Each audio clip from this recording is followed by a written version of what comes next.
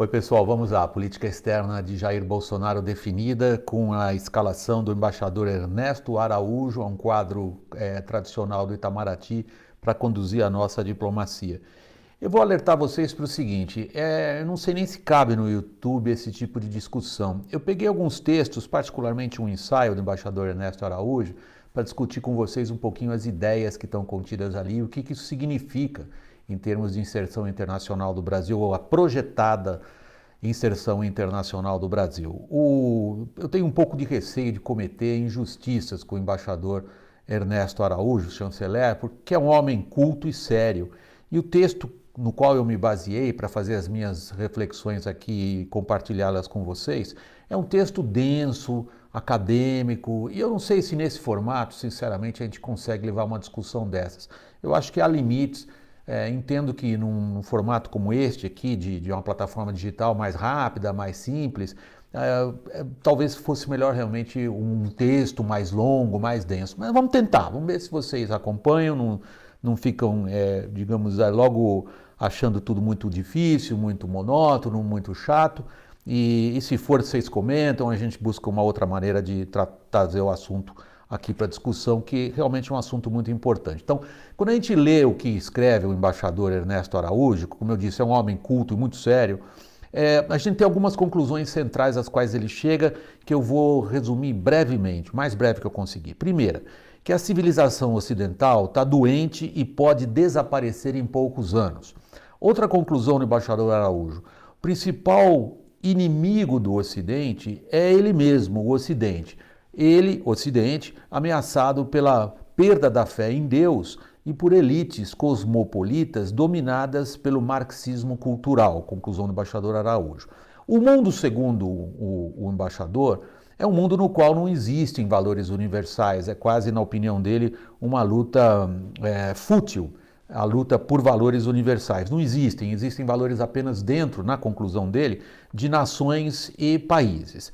Outra conclusão importante, não existe governança global, nem se deveria buscar alguma coisa nesse sentido, e entidades supranacionais, como a União Europeia, merecem uma crítica muito forte da parte dele. Ele as caracteriza, especialmente a União Europeia, como o antídoto para ou melhor, a antítese do que seria, na opinião dele, o princípio essencial do funcionamento do sistema internacional, que é o da nação.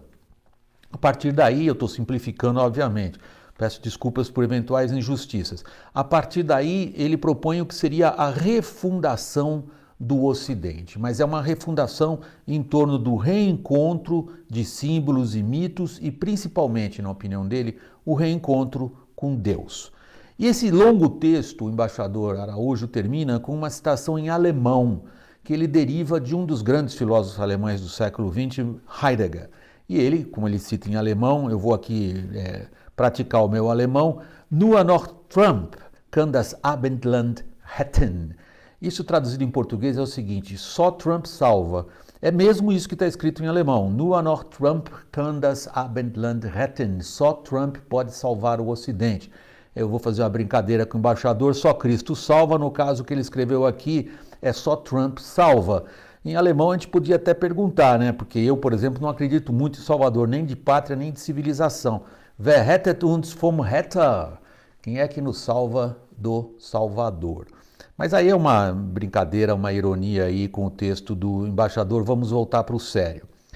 O Brasil, prossegue o embaixador, ele diz o seguinte, o Brasil não deveria se sentir desconfortável diante de um projeto como esse, que ele caracteriza como sendo o projeto do Trump, de refundar o Ocidente. Afinal de contas, o Brasil faz parte do Ocidente, essa afirmação eu acho absolutamente procedente, de fato, muitas posturas que eu acho equivocadas, em parte até do mundo acadêmico brasileiro, nos consideram uma coisa um pouco à parte. A gente vem do Ocidente, a gente vem das tradições ocidentais, somos um país cristão, falamos uma língua ocidental, fazemos parte do Ocidente, nesse sentido mais amplo que a palavra pode ser usada.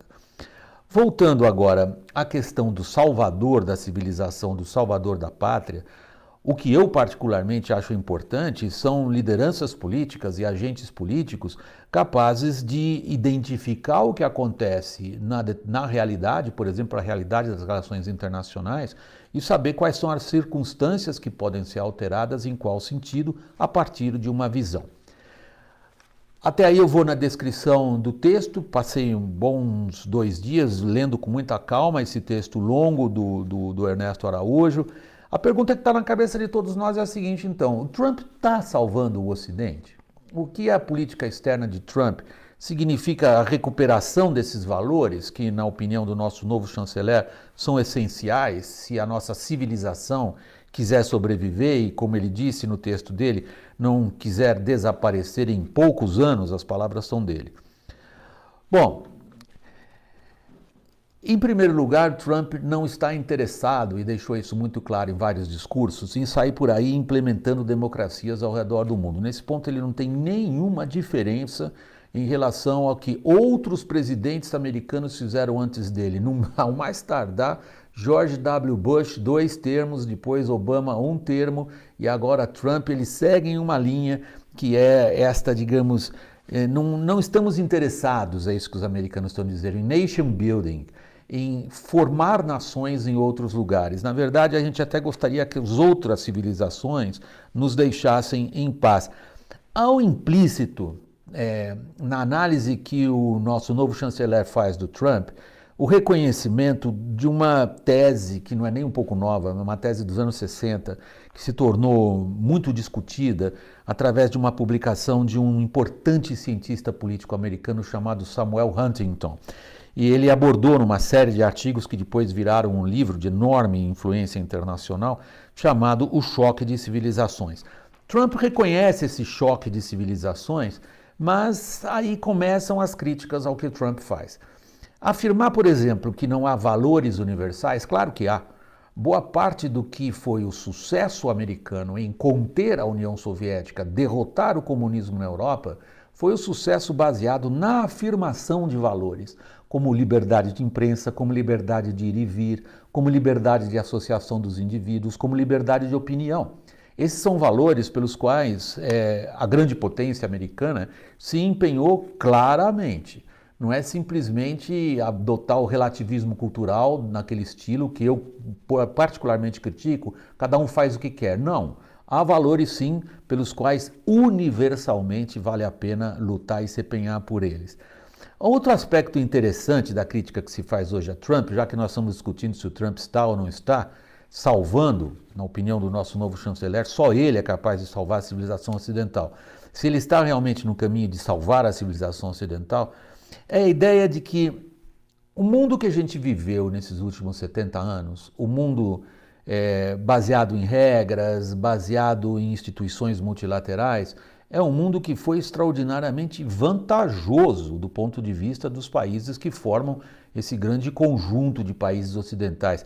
Se vocês quiserem chamar de comunidade, de grupo, de nações, aí fiquem à vontade. O que eu gostaria de registrar aqui é que esta, digamos, ordem internacional baseada em respeito às regras, ela foi extraordinariamente vantajosa do nosso ponto de vista e permitiu uma, digamos, não só isso que eu acho que é importante para um país como o Brasil, que é a liberdade de comércio, mas, sobretudo, respeito a leis e respeito a regras e acordos internacionais, e isto, digamos, às vezes pode não interessar a uma superpotência, aos fortões, mas, da perspectiva de um país como o Brasil, como eu tenho reiterado aqui, a ordem internacional baseada em ordem, para nós é mais interessante do que a ordem, eu vou usar uma palavra aí da ciência política, hobbesiana, vem de Thomas Hobbes, a luta de todos contra todos, nos quais os fortões acabam se impondo.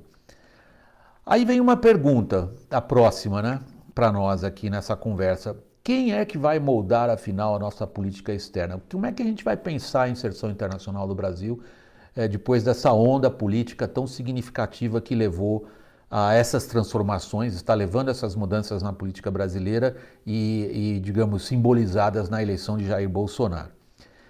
Vamos ver, a equipe econômica que o Jair Bolsonaro já confirmou é uma equipe econômica de cunho bastante liberal do ponto de vista das ideias.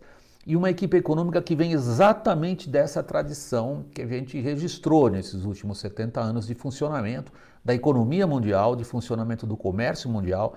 Me parece que é uma equipe econômica pouco preocupada com a refundação do Ocidente através do reencontro com Deus.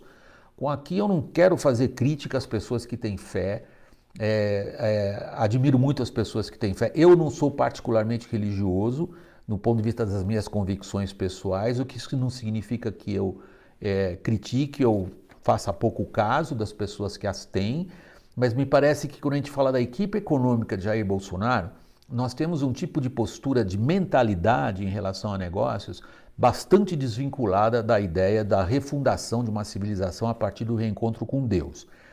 Outro grupo importante, com muito para falar sobre a inserção internacional do Brasil, são os militares. Nós fizemos o último painel na última quarta-feira, antes do feriado, exatamente nesse tema.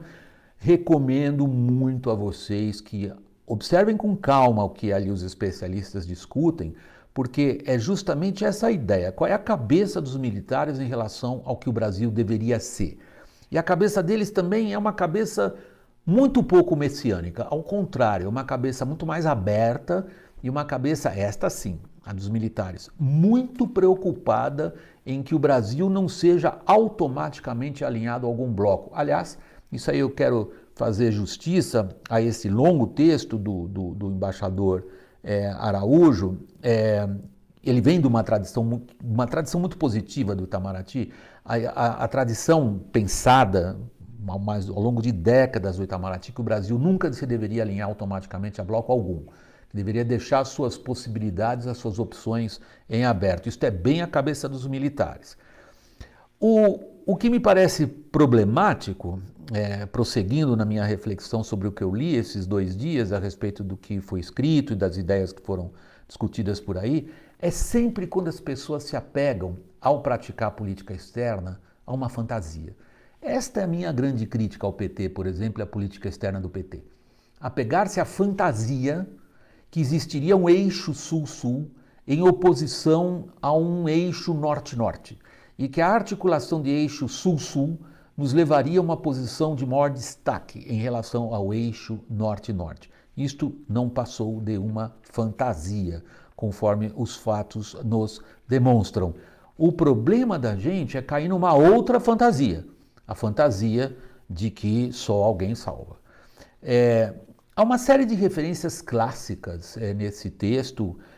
Para os estudantes de relações internacionais, eu não poderia sublinhar suficientemente a necessidade de ler esse texto publicado pelo embaixador Ernesto Araújo, e nessas referências clássicas, elegantes, há algumas ao mundo grego.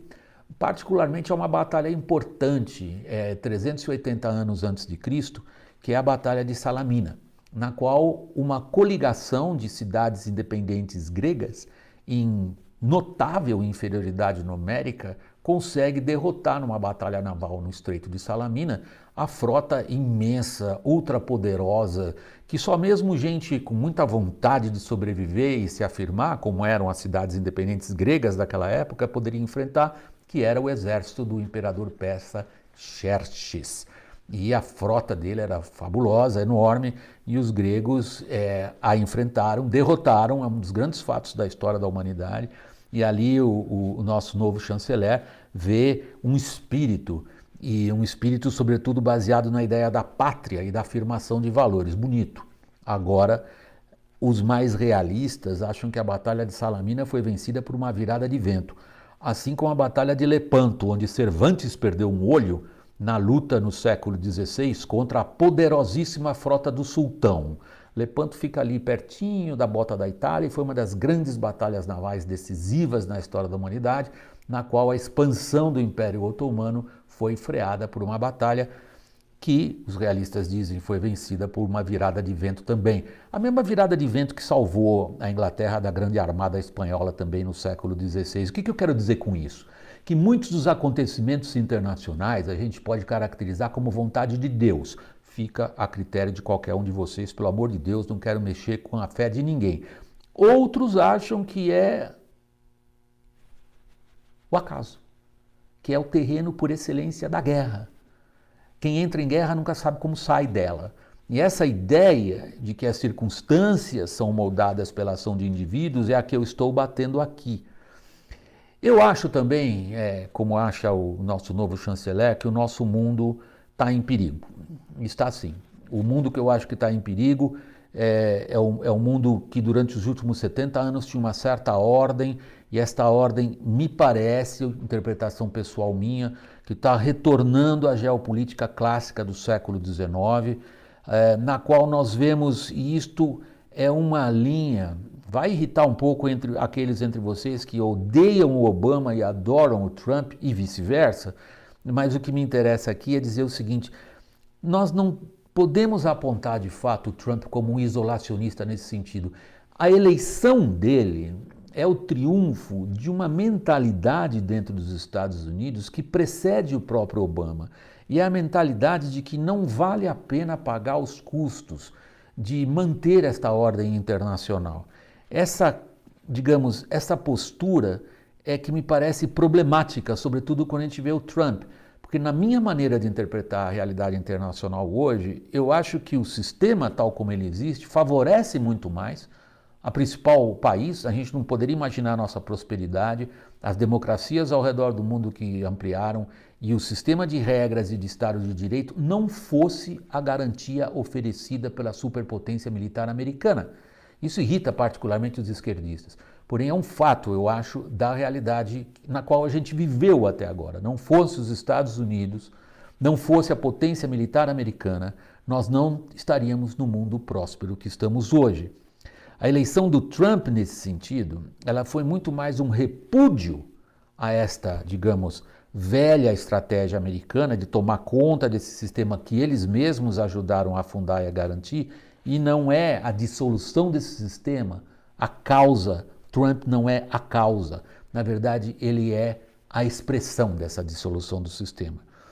As forças que estão em jogo, me parece, hoje, e nesse ponto, de novo, eu tenho uma grande concordância com o texto do embaixador, novo chanceler Ernesto Araújo, de fato são as forças do nacionalismo e da religião. É muito difícil a gente entender, eu fiz uma série de anotações aqui para não perder o fio, é muito difícil a gente entender o mundo atual se a gente não considerar a força do nacionalismo e considerar a força da religião.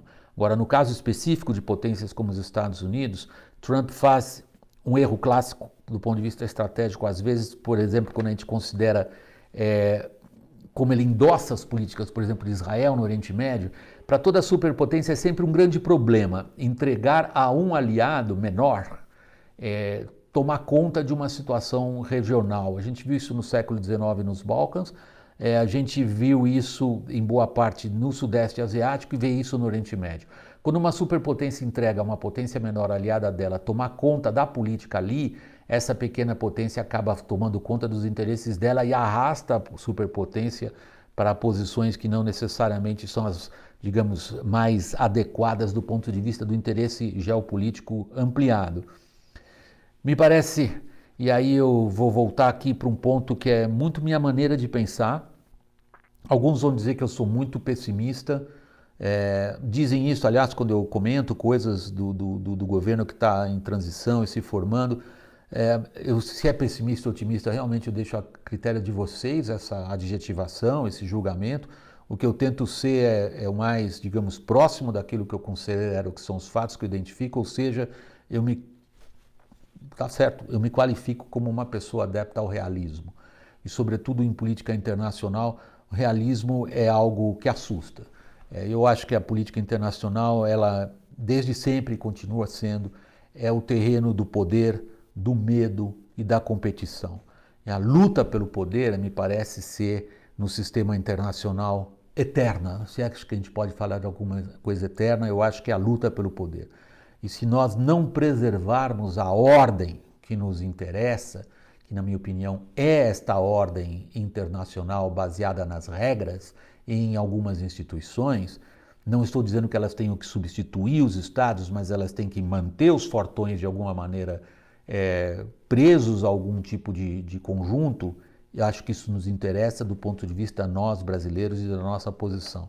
Se a gente não preservar essa ordem, ela será substituída por ordem impostas por outro. E aí, por último, para brincar novamente um pouquinho com o texto excelente, rico, culto desse nosso novo chanceler, e para usar uma citação também da Antiguidade Clássica, da Grécia, eu sou mais apegado a Tucídides e a descrição que ele faz da Guerra do Peloponeso, uma guerra como nunca outra, a guerra total que foi, digamos, o marco de todas as guerras totais que se seguiram nesses últimos 2.500, 3.000 anos. E a armadilha de Tucídides.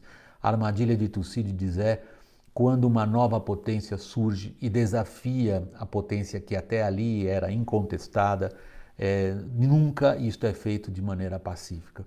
Estas são as lições hoje do que se chama do realismo, da escola, do realismo duro das relações internacionais. Na verdade, me parece que a questão essencial, por mais que a gente possa fazer críticas, e nesse sentido, para usar de novo uma expressão alemã, nosso novo chanceler é como os alemães chamariam ele, de um Kulturpessimist, ou seja, é alguém que culturalmente acredita na dificuldade de manutenção dos valores.